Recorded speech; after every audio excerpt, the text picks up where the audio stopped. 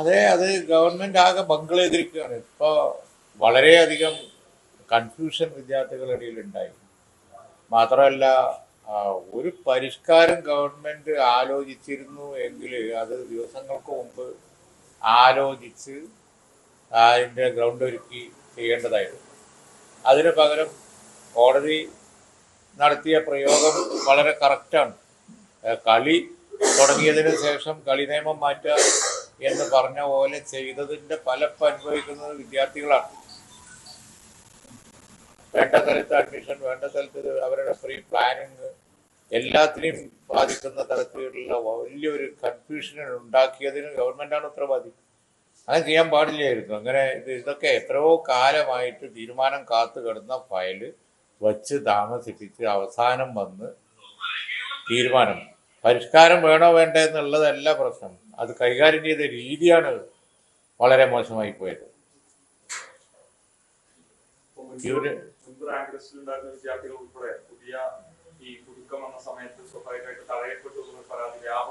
Confusion വരും. അതാണ് ഇപ്പോൾ ആദ്യം ഉണ്ടായിരുന്നത്. ഈ നോർമലൈസ് ചെയ്യാൻ വേണ്ടി ഇങ്ങനെ പരിഷ്കാരം കൊണ്ടുവന്നു, അതോട്ട് നടന്നതുമില്ല. രണ്ടും കെട്ട നിലയിലായി, രണ്ടു കൂട്ടർക്കും ദോഷമായി. അപ്പോൾ പിന്നെ ഒരു വിഭാഗത്തിന് ഗുണമുണ്ട് എങ്കിൽ പോലും പിന്നെ മറുവശത്തിന് അത് വേറെ രീതിയിൽ ബാധിക്കുന്നു. ഈ ഗുണം കിട്ടിയവരും മറ്റവരും എല്ലാവർക്കും കൺഫ്യൂഷൻ ഉണ്ട്. ഒക്കെ വെച്ച് താമസിപ്പിച്ച് പ്രോബ്ലം ആക്കി. ഇതിൻ്റെയൊന്നും ആവശ്യമില്ലല്ലോ. ഇതൊക്കെ എത്രയോ കാലമായിട്ടുള്ള, ഇതൊക്കെ ക്വിക്കായിട്ട് തീരുമാനം എടുക്കേണ്ട വിഷയമല്ല. അക്കാഡമിക് ഇയറും കോഴ്സും ഇതൊക്കെ സമയബന്ധിതമായി നടക്കുന്നതല്ലേ. അപ്പം അതുകൊണ്ട് തന്നെ വളരെ ഹയർ എഡ്യൂക്കേഷൻ, ഉന്നത വിദ്യാഭ്യാസ രംഗം അല്ലെങ്കിൽ തന്നെ എന്താണ് കാണുന്നത് നമ്മൾ? കേരളത്തിൽ നിന്ന് കുട്ടികൾ പുറത്തേക്ക് പോയിക്കൊണ്ടിരിക്കുന്നു. ഇവിടുന്ന് പഠിക്കുന്ന കുട്ടികൾ ഇവിടുന്ന് ഓടിക്കൊണ്ടിരിക്കുന്നു എന്നുള്ളത് അല്ലെങ്കിൽ തന്നെ ഒരു വിഷയം നിലനിൽക്കുന്നു. ആ സമയത്ത് കണ്ടില്ലേ, ഒരു വശത്ത് ബഹുമാനപ്പെട്ട ഗവർണർ കാവ്യവൽക്കരണം, അതാണോ ഇപ്പോൾ ഏറ്റവും വലിയ പ്രശ്നം. കാവ്യവൽക്കരണത്തിന് വേണ്ടി അദ്ദേഹം ന്യായീകരിക്കാൻ കഴിയാത്ത പല കാര്യങ്ങളും ചെയ്തുകൊണ്ടിരിക്കുന്നു. മറുവശത്ത് അതിനെ ചേർക്കാൻ ഭരിക്കുന്ന ഗവൺമെൻറ്. അതാണ് ഗവർണർമാർ പ്രശ്നം ഉണ്ടാക്കുന്നത് തമിഴ്നാട്ടിലും ഉണ്ട്, ബാക്കി എല്ലാ സ്ഥലത്തുണ്ട്. BJP ഗവൺമെൻറ് വെച്ച ഗവർണർമാർ മുഴുവൻ ഇങ്ങനെ തന്നെയാണ്. പക്ഷെ അവിടെയൊക്കെ ഭരിക്കുന്ന ഗവൺമെൻറ് കൈകാര്യം ചെയ്യുന്ന ഒരു ഉസിരുള്ള രീതിയിൽ അതിനുള്ള ഇച്ഛാശക്തി ഉണ്ട് അവർക്ക്. ഇവിടെ കായികമായി നേരിടുക. യൂണിവേഴ്സിറ്റി ഇത് ഇവിടെ ബന്ദികളാവുന്നത് ആരാണ്? ബന്ധിക്കപ്പെടുന്നത് ഉന്നത വിദ്യാഭ്യാസം, അതിൻ്റെ നിലവാരം, ഉന്നത വിദ്യാഭ്യാസ രംഗത്ത് യൂണിവേഴ്സിറ്റികളിൽ പഠിക്കുന്ന കുട്ടികളുമാണ്. ഇത് കണ്ടായ കുട്ടികൾ ഇവിടുന്ന് ഓടാതിരിക്കുമോ?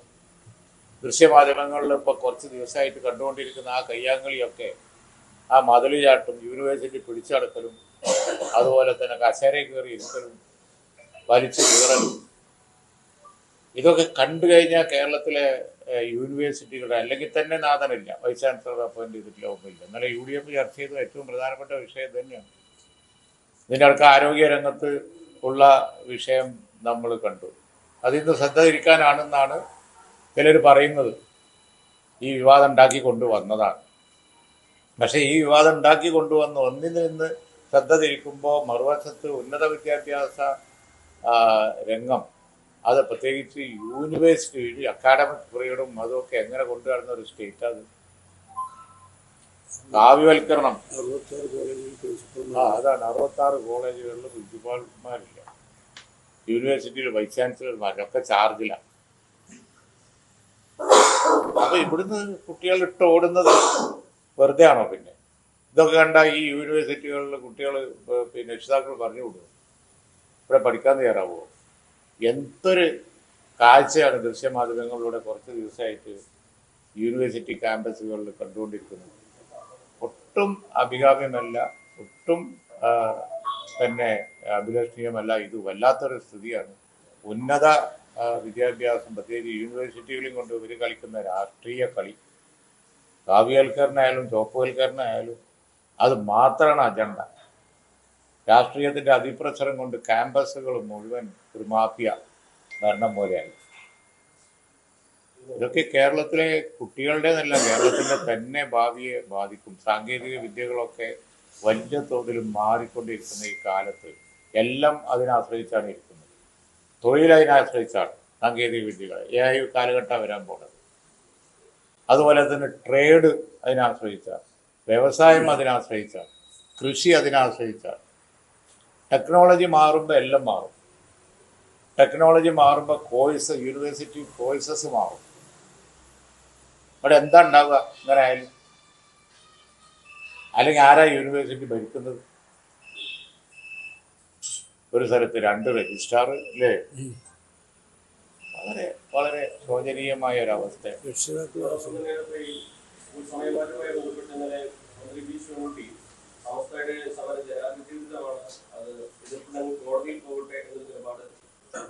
ജനാധിപത്യ വിരുദ്ധമായ സമീപനം എടുത്തത് ഗവൺമെന്റാണ്. കാരണം ജനാധിപത്യ വിരുദ്ധപരമായ നിലയിൽ ജനാധിപത്യ നിലപാടെന്ന് പറയുകയാണെന്നുണ്ടെങ്കിൽ ചർച്ച ചെയ്യേണ്ടത് ബന്ധപ്പെട്ടവർ എത്രയോ കാലമായിട്ട് നടന്നുകൊണ്ടിരിക്കുന്ന ഒരു കാര്യമാണ്. സ്കൂളും വിദ്യാഭ്യാസവും മതവിദ്യാഭ്യാസവും ഒരു ക്ലാഷ് ഇല്ലാത്ത രീതിയിൽ കൊണ്ടുപോയിക്കൊണ്ടിരിക്കുകയാണ്. അതിനോട് വിരോധം ഉണ്ടാവേണ്ട കാര്യം എന്താ? അരമണിക്കൂർ സമയം കൂട്ടണമെങ്കിൽ അതിന് മാർഗം എന്താണെന്നുള്ള അവരോട് ചർച്ച ചെയ്തു. ചർച്ച ചെയ്യാതെ ഏകപക്ഷീയമായി തീരുമാനം എടുത്തതിലാണ് അവർക്ക് എതിർപ്പ്. അതാണ് ജനാധിപത്യമല്ലാത്ത രീതി.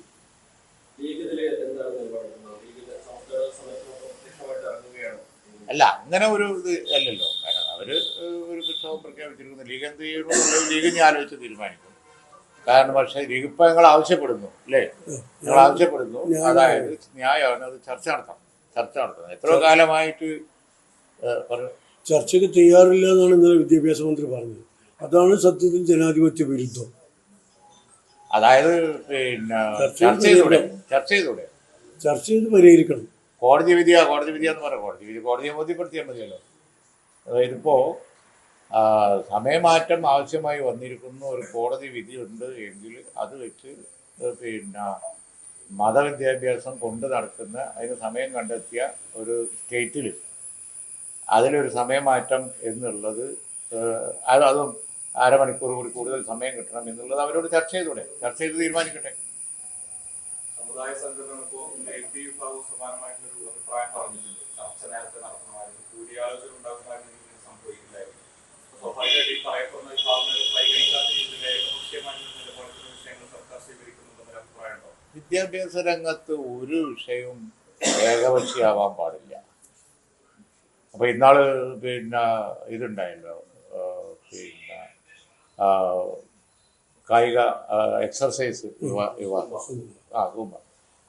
അതെല്ലാം ഇതൊക്കെ ചർച്ച ചെയ്യണം. ചർച്ച ചെയ്താൽ ആളുകൾക്ക് ബോധ്യമാവും. ആശങ്കകൾ എന്താണ് അവരുന്നയിക്കുന്ന വിഷയം എന്ന് കേട്ടാൽ എന്തിനാ ഏകപക്ഷീയമായ നടപടികൾ? വിദ്യാഭ്യാസ രംഗം വളരെ സെൻസിറ്റീവ് ആണല്ലോ. അപ്പോൾ ഞങ്ങൾ ഭരിച്ചിരുന്ന കാലത്തും ഇങ്ങനൊക്കെ തന്നെയല്ലേ? ഇതിലും ചെറിയ വിഷയങ്ങൾക്ക് എന്തോരം സമരമാണ് കേരളത്തിൽ ഉണ്ടായിട്ടുള്ളത്. ആ കാലത്തൊക്കെ വൻ സമരങ്ങൾ, അടിച്ചു തകർക്കൽ. പക്ഷെ ഇപ്പോൾ ഞങ്ങൾ അത്തരത്തിൽ അടിച്ചു തകർക്കലിന് ഒന്നും പോകുന്നില്ല. ജനാധിപത്യപരമായ ഇപ്പോൾ യൂണിവേഴ്സിറ്റിയിൽ ഒരു പ്രശ്നം വന്നു കഴിഞ്ഞപ്പോൾ തടവറയിലാകുന്നത് അക്കാഡമിക് ഫ്രീഡാണ്. UDF ആണ് ഭരിച്ചിരുന്നെങ്കിൽ ഇത്രയധികം പോസ്റ്റ് ഒഴിഞ്ഞു കൊടുക്കില്ല. മാത്രമല്ല അക്കാഡമിക് ഫ്രീഡം ഇങ്ങനെ തടവറയിലാവില്ല. വിദ്യാഭ്യാസ നിലവാരം ഇങ്ങനെ താഴോട്ട് പോവില്ല. 2001 ആന്റണി ഗവൺമെൻറ് കാലത്ത് സ്വാശ്രയ വിദ്യാഭ്യാസം, അതായത് ഇവിടെ പ്രൊഫഷണൽ വിദ്യാഭ്യാസം പിന്നെ പരിഷ്കാരം കൊണ്ടുവന്നില്ലായിരുന്നുവെങ്കിൽ ഇന്ന് കേരളത്തിൻ്റെ സ്ഥിതി എന്താ? ഇവർ പറഞ്ഞിരുന്നത് പ്രൊഫഷണൽ വിദ്യാഭ്യാസം സ്വകാര്യവൽക്കരിക്കാൻ പാടില്ല. എന്തുമാത്രം നിക്ഷേപം കേരളത്തിൽ വന്നു! എത്ര എഞ്ചിനീയറിംഗ് കോളേജും മെഡിക്കൽ കോളേജുകളും വന്നു. എല്ലാ കുട്ടികളും കർണാടകയിലേക്കും അവർക്കൊക്കെ പോയിക്കൊണ്ടിരിക്കുകയല്ലേ, ഒഴുകിക്കൊണ്ടിരിക്കുകയില്ല. അത് സ്റ്റോപ്പ് ചെയ്തത് UDF ആണ്. അതേപോലെ UDFന് ഇനിയും ആൾട്ടർനേറ്റീവ് അജണ്ട ഉണ്ട്. ഞങ്ങൾ ഇന്നലെ ചർച്ച ചെയ്തിട്ടുണ്ട്. UDF എല്ലാ വിഷയങ്ങൾക്കും ആൾട്ടർനേറ്റീവ് അജണ്ട ഞങ്ങൾ അവതരിപ്പിക്കും. മലയോര പ്രശ്നം, തീരദേശ പ്രശ്നം, വിദ്യാഭ്യാസ രംഗത്ത് ഇന്നുള്ള ഈ അരക്ഷിതാവസ്ഥ, ആരോഗ്യ രംഗത്ത് പരിഷ്കാരങ്ങൾ, എന്തിനധികം സാമ്പത്തിക വരുമാനം കൂട്ടാനുള്ള മാർഗം വരെയുണ്ട്. ഇവരെ കൊണ്ട് കഴിയേറ്റാണ്. ഞങ്ങളതിനൊക്കെ വേണ്ടിയുള്ള ആൾട്ടർനേറ്റീവ് അജണ്ട ഞങ്ങൾ അവതരിപ്പിക്കും. ഈ സാമുദായിക സംഘടനകളിൽ സർക്കാരുമായിട്ട് ചർച്ചയ്ക്ക് ലീഗ് ശ്രമം നടത്തുന്നു. ഈ വിഷയം പരിഹരിക്കാൻ അതൊന്നും ആലോചിച്ചിട്ടില്ല. കാരണം ഗവൺമെന്റ് അല്ലേ ചർച്ച നടത്തുന്നത്. ഗവൺമെന്റ് വിളിച്ചാൽ മതിയല്ലോ. അതിനിപ്പോൾ എന്തിനാ ഞങ്ങൾ മധ്യസ്ഥ? ഗവൺമെന്റ് വിളിച്ചാൽ മതി. ഗവൺമെന്റ് വിളിച്ചാൽ ഒരു ചർച്ചക്ക് പോകുമല്ലോ. ചർച്ച ചെയ്യട്ടെ. എല്ലാ മതസംഘടനകളും മതവിദ്യാഭ്യാസ സ്ഥാപനങ്ങൾ നടത്തുന്നുണ്ട്. ഇപ്പോൾ 2 സംസ്ഥയും പറഞ്ഞു, എല്ലാ മുജാഹിദുകളും ജമാഅത്തെ ഇസ്ലാമിയും ഒക്കെ മദ്രസകൾ നടത്തുന്നുണ്ട്. അവർക്കൊക്കെ ഈ പ്രശ്നമുണ്ട്. അവരൊക്കെ ഒന്ന് വിളിച്ചു കൂട്ടി ആശങ്കകൾ പരിഹരിച്ച് എങ്ങനെ പരിഹരിക്കണം. 15 മിനിറ്റാണ് പോയി രാവിലെ നഷ്ടപ്പെടുന്നത്. അത് പരിഹരിക്കാൻ ഒരുപാട് മാർഗങ്ങളുണ്ട്. ഇവരെയൊക്കെ വിശ്വാസത്തിലെടുത്തുകൊണ്ട് ഗവൺമെൻറ് മുന്നോട്ട് പോയാൽ മതി. ചർച്ചയ്ക്ക് പോലും തയ്യാറാകുന്നില്ല എന്ന ധാർഷ്ട്യമാണ് സമസ്തയെപ്പോലുള്ള സംഘടനയിൽ. അവരിത്തരം സമരങ്ങളിലോ കുഴപ്പങ്ങളിലോ ഉണ്ടാവുന്നവരല്ല. ഒരു നിവൃത്തിയില്ലാതെ വന്നപ്പോഴാണ് അവർക്ക് ഇത്തരം ഒരു സമരം പ്രഖ്യാപിക്കേണ്ടി വന്നത്. ഗവൺമെൻറ് അവിടേക്ക് അവരെ നിർബന്ധിതമാക്കുകയായിരുന്നു. അതെ, അല്ല, അതാണല്ലോ അവർ സമരത്തിലേക്ക് പോയത്. എന്ത് ചെയ്യണം എന്നുള്ളത് പിന്നെ ആ ബന്ധപ്പെട്ട സംഘടനകളും ഒക്കെ ആലോചിക്കട്ടെ. ആ സമയത്ത് ഞങ്ങൾ ആവശ്യമാണെങ്കിൽ അവരുമായിട്ട് ആശയവിനിമയം നടത്തും. എന്ത് ചെയ്യണം എന്നുള്ളത് ചർച്ച ചെയ്യേണ്ട എന്നുള്ളൊരു നിലപാട് എന്തിനെടുക്കുന്നു മനസ്സിലാകുന്നില്ല. യൂണിവേഴ്സിറ്റിയുമായി ബന്ധപ്പെട്ട് പറഞ്ഞുകൊണ്ട് യൂണിവേഴ്സിറ്റിയിലെ UDSF ആണ് ഭരിക്കുന്നത്. അവിടെ KSUMS ഒരു തർക്കമുണ്ട്. സെപ്പറേറ്റ് ആണ് അവർ മത്സരിക്കുന്ന രീതിയിലുള്ള പ്രതികരണങ്ങളൊക്കെ പുറത്തു വരുന്നുണ്ട്. വിദ്യാർത്ഥികൾ തമ്മിലുള്ള തർക്കമല്ല, അത് അവർ നോക്കി പരിഹരിച്ചു. നമ്മള് ഈ ലെവലിൽ എടുക്കേണ്ട കാര്യം ചർച്ച അല്ല. അവര് പരിഹരിച്ചോളൂ. മറ്റൊരു കാര്യം, ഈ പലതരത്തിൽ പ്രചരിക്കുന്നതാണ് മുസ്ലിം ലീഗ് വരാൻ പോകുന്ന നിയമസഭാ തെരഞ്ഞെടുപ്പിൽ ഉൾപ്പെടെ അധിക സീറ്റ് ആവശ്യപ്പെടും, മുന്നണിയിൽ ആവശ്യപ്പെടും. ഞങ്ങൾ അറിഞ്ഞിട്ടേ ഇല്ല. നിങ്ങളിങ്ങനെ ഒരു ദിവസമായിട്ട് ചില ചാനലുകൾ വാർത്ത കൊടുക്കുന്നുണ്ട്. ഞങ്ങൾ അറിഞ്ഞിട്ടില്ല. ലീഗിന്റെ കാര്യമൊക്കെ ഞങ്ങൾ അറിയുന്നതിന് മുമ്പ് ചില ചാനലുകൾ അറിയുന്നതും അവർ ചർച്ചക്ക് കൊടുക്കുന്നതും ഒക്കെ എങ്ങനെയെന്ന് ഞങ്ങൾക്ക് മനസ്സിലായില്ല. ഞങ്ങൾ അറിഞ്ഞിട്ടില്ല.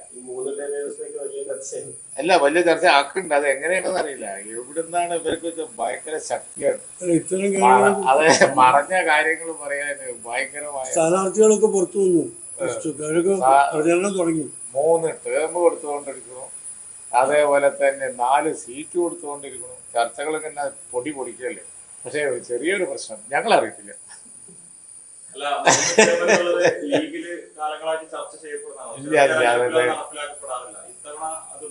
അല്ല, അതന്നെ ഞാൻ പറഞ്ഞത്. ഭാവനയിൽ കണ്ടിട്ട് പിന്നെ ചാനലിൽ എങ്ങനെ വരുമ്പോ ഞങ്ങളും അന്തപ്പെട്ട് നിൽക്കുകയാണ്. എടാ, നമ്മൾ അറിഞ്ഞിട്ടില്ലല്ലോ അത് എവിടാ വരുന്നത്. ഞങ്ങളെല്ലാം തമ്മിൽ പറഞ്ഞ് ചിരിക്കുകയാണ്.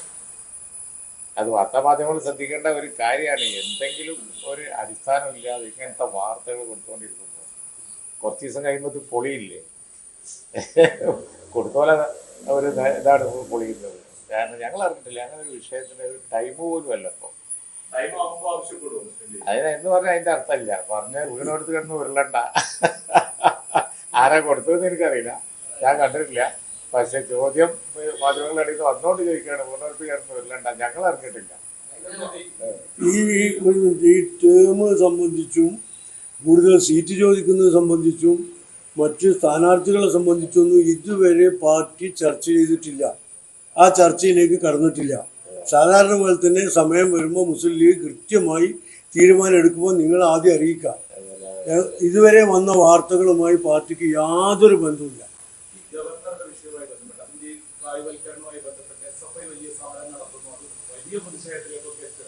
അപ്പോൾ പ്രതിപക്ഷ പാർട്ടി എന്നുള്ള നിലയ്ക്ക് MSF, KSU ഇതൊക്കെ സമരം നടത്തുന്നതിൽ നിന്ന് പ്രതിപക്ഷങ്ങൾ പിന്നിട്ട് നിൽക്കുന്നുണ്ട്. ഈ മാതിരി സമരം നടത്തണോ? ഈ മാതിരി സമരം ഞാൻ പറഞ്ഞില്ലേ, യൂണിവേഴ്സിറ്റികളിൽ ക്യാമ്പസുകളിലൊക്കെ അക്രമം നടത്തുന്നതിന് ഞങ്ങളെതിരാണ്. അക്രമം നടത്തണ്ടല്ലോ. അക്രമമാണോ സമരം? അക്രമം നടത്തിയാലേ അത് സമരമാവുള്ളൂ എന്നുള്ള ചിന്ത പ്രത്യേകിച്ച് കേരളത്തിൽ അത് മോശമാണ്. ഇപ്പോൾ ഇവിടെ പിന്നെ ദേശീയ പണിമുടക്കുണ്ടായി. അത് കുറേ അക്രമങ്ങൾ നടന്നു. നിങ്ങളാരും ന്യായീകരിച്ച് കണ്ടില്ലല്ലോ. ഞങ്ങളുണ്ടായിരുന്നു സമരത്തിൽ. അത് പൂർണ്ണ പണിമുടക്കാകുന്നതിന് എല്ലാവരും യോജിപ്പാണ്. കാരണം തൊഴിലാളികൾ അവഗണിക്കപ്പെട്ടിരിക്കുന്നു. പക്ഷെ കയ്യാങ്കളിയും അക്രമവും ഒരു സംസ്ഥാനത്തിനുണ്ടാക്കുന്ന ഇമേജ് നഷ്ടം ചെറുതല്ല. അതുകൊണ്ട് UDF ഈ മാതിരി പിന്നെ അക്രമ സമരങ്ങളിൽ കഴിഞ്ഞ കാലങ്ങളിലും ഉണ്ടായിട്ടില്ല. 5 കൊല്ലം കൂടുമ്പോൾ ഇവിടെ UDF ഗവൺമെൻറ്റുകൾ മാറി വന്നുകൊണ്ടിരുന്നില്ലേ? അതൊക്കെ ഞങ്ങൾ അക്രമ സമരം നടത്തിയിട്ടാണോ? ആന്റണിയുടെ നേതൃത്വത്തിൽ പ്രതിപക്ഷത്തിരുന്ന സമയമുണ്ടായിരുന്നു. അന്ന് ഞങ്ങളെ പരിഹസിച്ചിരുന്നു. ഇതേപോലെ നിങ്ങളെന്താണ് മൂർച്ചയില്ലാത്ത സമരം നടത്താത്തത്, മൂർച്ചയുള്ള സമരം നടത്താത്തത്?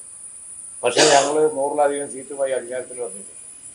ഇതവിടെ ഇന്നലെ UDF ചേർന്നിരുന്നു. ഞങ്ങൾ കാണിച്ചു തരാം. അക്രമ സമരമൊന്നും ഇല്ലാതെ തന്നെ ജനകീയ പ്രശ്നങ്ങൾ ശ്രദ്ധിക്കാൻ കഴിയും. ഞങ്ങളിപ്പോൾ ഈ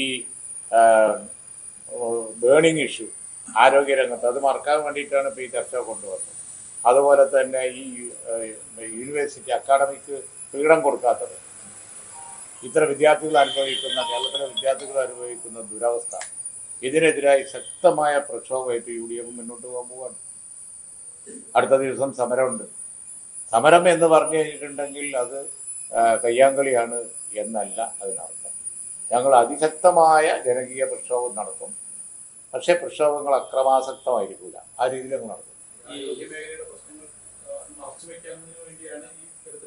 ഡൈവേർട്ട് ചെയ്യാൻ കൊണ്ടുവന്നാണ് അങ്ങനെ സംശയിക്കണം. കാരണം ആരോഗ്യ മേഖലയിൽ ഉണ്ടായ ആ ചർച്ച ആ ഡോക്ടറുടെ വെളിപ്പെടുത്തലോടുകൂടി പുറത്തു വന്നത് ചെറിയ സംഗതിയല്ല, ഗുരുതരമായ വിഷയമാണ്. കഞ്ഞി വാങ്ങാൻ പൈസ ഇല്ലാതെ കേരളത്തിലെ സർക്കാർ ആശുപത്രികളിൽ മുഴുവൻ ചികിത്സ മുടങ്ങി നരകയാതന അനുഭവിക്കുന്ന വിഷയമാണ് ഗത്യന്തരമില്ലാതെ ഒരു ഡോക്ടർ വെളിപ്പെടുത്തിയത്. ആ ഘട്ടത്തിലാണ് ഈ വിവാദങ്ങളൊക്കെ വന്നിട്ട് ചർച്ച ഉണ്ടാവുന്നത്. അതുകൊണ്ട് ന്യായമായി ആരെങ്കിലും ഇതൊരു വലുതാക്കി കൊണ്ടുവരികയാണ് എന്നുള്ളത് സംശയിച്ചാൽ അവരെ കുറ്റം പറയാൻ കഴിയില്ല. എന്നിട്ട് അത് വന്നപ്പോൾ അത് വേറൊരു വിഷയം, അക്കാഡമിക് ഫ്രീഡം പൂർണ്ണമായി ഇല്ലാതാക്കുന്ന, യൂണിവേഴ്സിറ്റികളെ കലാപകലുഷിതമാക്കുന്ന സമരമായി മാറി. ഇതാണ് ഉണ്ടായത്. മറ്റൊരു പ്രധാനപ്പെട്ട വിഷയം ശശി തരൂരിനെ വന്നിട്ടാണ്. കോൺഗ്രസിനെ വല്ലാതെ പ്രതിസന്ധിയിലാക്കുന്നുണ്ട് എന്നാണ് പല കോൺഗ്രസ് നേതാക്കളും തുറന്നു UDF പ്രതിസന്ധിയിലാക്കുന്നത് ശശി തരൂരിന്റെ അഭിപ്രായം. ആ വിഷയത്തിൽ UDF അഭിപ്രായം പറയേണ്ട ഘട്ടം എത്തിയിട്ടില്ല. കോൺഗ്രസ് അഭിപ്രായം പറഞ്ഞ് കഴിയട്ടെ, സ്വാഭാവികമായിട്ടും ഞങ്ങളും പറയും. അതൊന്നും വിഷയമല്ലല്ലോ. ഇപ്പോൾ കോൺഗ്രസിൽ നിൽക്കുമ്പോഴല്ലേ ഞങ്ങൾക്ക് പിന്നെ തരൂരാകുന്നത്. അപ്പോൾ അതുകൊണ്ട് ആ വിഷയത്തിൽ കോൺഗ്രസ് ഒരു തീരുമാനം എടുക്കട്ടെ. പാർട്ടി തീരുമാനം എടുത്താൽ ഞങ്ങൾ അതിനനുസരിച്ച് തീരുമാനം എടുക്കും. കഴിഞ്ഞ കുറച്ച് ദിവസങ്ങളായി CPM-നെതിരെ ജമാഅത്തെ ഇസ്ലാമി ഒരു ക്യാമ്പയിൻ നടത്തുന്നുണ്ട്. അതായത് ഹിന്ദു സമീപനമാണ് നേതാക്കളൊക്കെ അത്തരത്തിലുള്ള ചാർട്ടേഡ്. ഞങ്ങൾക്ക് ആരോടും പ്രത്യേകിച്ച് മൃദു സമീപനവും മറ്റൊന്നുമില്ല. അത് അവരെ ഇടതുപക്ഷം കൊണ്ടുനടക്കുകയായിരുന്നു വളരെ കാലമായിട്ട്. ഇടതുപക്ഷം കൊണ്ട് നടന്നിരുന്നത് അവർക്ക് അവരിപ്പോൾ ചെയ്യുന്നില്ല. അപ്പോൾ ഇപ്പുറത്ത് അവർ കൊടുക്കുന്ന പിന്തുണ വെച്ച് ദുഷ്പ്രചരണം നടത്തുകയാണെന്ന് നിലമ്പൂർ ഇലക്ഷനിൽ ഞങ്ങൾ പറഞ്ഞത് കഴിഞ്ഞാൽ ജനങ്ങളത് ആക്സെപ്റ്റ് ചെയ്യുകയും ചെയ്യും. ജനങ്ങളത് സ്വീകരിച്ചല്ലോ. ഇവർ വെറുതെ പറയുന്നതാണ്, ഇവരെ കൊണ്ടു നടന്നിരുന്നത് ഇടതുപക്ഷമാണെന്ന് എല്ലാവർക്കും അറിയുന്നതല്ലേ. അവരെ പരിപാടിക്ക് പോയതിനെ പറ്റിയൊക്കെയാണ് അവർ നിലമ്പൂർ വന്ന് പ്രസംഗിച്ചത്. അതിൻ്റെയൊക്കെ സോഷ്യൽ മീഡിയയിലുള്ള ഫോട്ടോ എടുത്ത് ഞങ്ങൾ പബ്ലിഷ് ചെയ്തു. ഇവർ ഒരുമിച്ചിരിക്കുന്ന വേദി ഞങ്ങൾ പബ്ലിഷ് ചെയ്തു. അതുപോലെ വാർത്താമാധ്യമങ്ങളുടെ മീഡിയ അങ്ങനെയുള്ള പരിപാടികളൊക്കെ എല്ലാവരും സംബന്ധിച്ച് ഞങ്ങൾ പബ്ലിഷ് ചെയ്തു. ഇതെല്ലാം കൂടി കാണുമ്പോൾ പറയുന്ന അടിസ്ഥാനം കഴിയുന്നതെന്ന് മനസ്സിലായി. ഞങ്ങൾ രാഷ്ട്രീയമായ സഖ്യം, UDF ഒരു സഖ്യം ഉണ്ടാക്കുമ്പോൾ നമ്മൾ പറയാം, ഇതുവരെ ഉണ്ടാക്കിയിട്ടില്ല. ഏത് എന്താ ഇതിന് അങ്ങനെയുള്ള ഒരു കാര്യത്തെ അവർ തമ്മിലുള്ള എന്താന്നുള്ളത് അത് പൂർണ്ണമായി എന്താന്നുള്ളത് പഠിച്ചിട്ട് പറയാം. അല്ലാതെ ഞങ്ങൾക്കുള്ളതായിട്ട് ബന്ധമുണ്ടോ ഇല്ല എന്നുള്ള ചോദ്യത്തിനെ കുറിച്ചാണ് ഞാൻ മറുപടി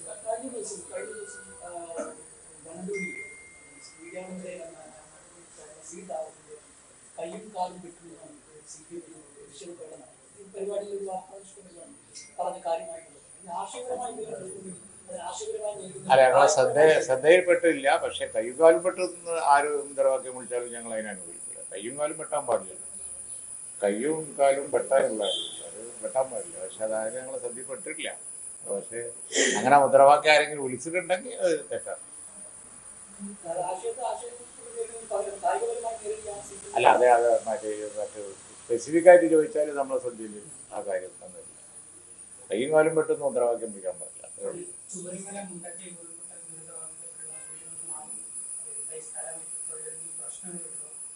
ഒരു പ്രശ്നവുമില്ല. 100% ക്ലിയറാണ്. സ്ഥലം മുഴുവൻ രജിസ്റ്റർ ചെയ്ത് കൊടുത്തു. 100% രജിസ്റ്റർ ചെയ്ത് കൊടുത്തതിൻ്റെ ഡീറ്റെയിൽസ് ഞങ്ങൾ അടുത്ത് തന്നെ പബ്ലിഷ് ചെയ്യും. മറ്റൊരു കാര്യം കൂടി വേണമെങ്കിൽ പറയാം, അവർക്കൊക്കെ സർക്കാർ ലിസ്റ്റിലുള്ളതായതുകൊണ്ട് സർക്കാർ സഹായത്തിന് എൻടൈറ്റിൽഡ് ആണ് എന്നുള്ള കമ്മ്യൂണിക്കേഷനും അവർക്ക് കിട്ടി. മനസ്സിലായില്ലേ? സർക്കാരിൻ്റെ സഹായത്തിന് അവർ എൻടൈറ്റിൽഡ് ആണ് എന്നുള്ളതിൻ്റെ കൺഫർമേഷനും അവർക്ക് കിട്ടി. യാതൊരു പിന്നെ 100% ട്രാൻസ്ഫർ ആയില്ല. ആ ഭൂമികളൊക്കെ അവരവരുടെ പേരിൽ നല്ല വില കൂടിയ ഭൂമി, നല്ല നമ്പർ 1 ഭൂമികൾ, യാതൊരുവിധ ഇല്ലീഗാലിറ്റി ഇല്ലാത്ത ഭൂമികൾ അവർക്കൊക്കെ ഞങ്ങൾ ഇപ്പോൾ അടുത്ത് തന്നെ രജിസ്റ്റർ ചെയ്ത് കൊടുക്കും. ദുരന്തത്തിൽപ്പെട്ടവർക്ക് പിന്നെ കാര്യമായിട്ട് കിട്ടട്ടെ എന്നാണ് ഞങ്ങളുടെ സമയം. മഴക്കാലം കഴിഞ്ഞ പണിയായിരുന്നു. ഈ മഴക്കാലം കഴിഞ്ഞ പണിയാണ്. നമ്മൾ സർക്കാരിന് ലാഭം കിട്ടാൻ പാടില്ല. മുണ്ടക്കൈ ദുരന്തത്തിൻ്റെ ഒരുപാട് പൈസ സർക്കാരിൻ്റെ കയ്യിൽ കിട്ടിയിട്ടുണ്ടല്ലോ. സർക്കാർ എന്താണ് അത് അവർക്ക് വേണ്ടി ലാഭം ഉണ്ടാക്കലല്ലോ ഇതിൽ ആവശ്യം, അവർക്ക് വേണ്ടി ചെലവാക്കലല്ലേ. ഞങ്ങൾ ചെയ്യുന്നത് സേവനമാണെന്ന് സർക്കാർ കാണുന്നു. സർക്കാർ ഭൂമി ഈ പ്രശ്നമായിട്ട് പിന്നെ കെട്ടിത്തിരിയുമ്പോഴാണ് ഞങ്ങൾ വേറെ കൊണ്ടെടുത്തത്. ഞങ്ങൾ സർക്കാരിൻ്റെ പിന്നെ സ്ഥലത്ത് തന്നെ ചെയ്യാമെന്ന് വിചാരിച്ച് 7 മാസം കാത്തു. പിന്നെ സർക്കാരിനോട് പറഞ്ഞിട്ടാണ് ഞങ്ങൾ വേറെ സ്ഥലമെടുത്ത് അവർക്ക് കൊടുത്തു. ആ സ്ഥലത്ത് അവർ സർക്കാർ ലിസ്റ്റിനായതുകൊണ്ട് അവർക്കൊക്കെ എൻടൈറ്റിൽഡ് ആയിപ്പോൾ അവർക്കൊക്കെ അർഹത ഉണ്ട് എന്നുള്ളത് കമ്മ്യൂണിക്കേഷൻ കിട്ടി. മനസ്സിലായില്ലേ?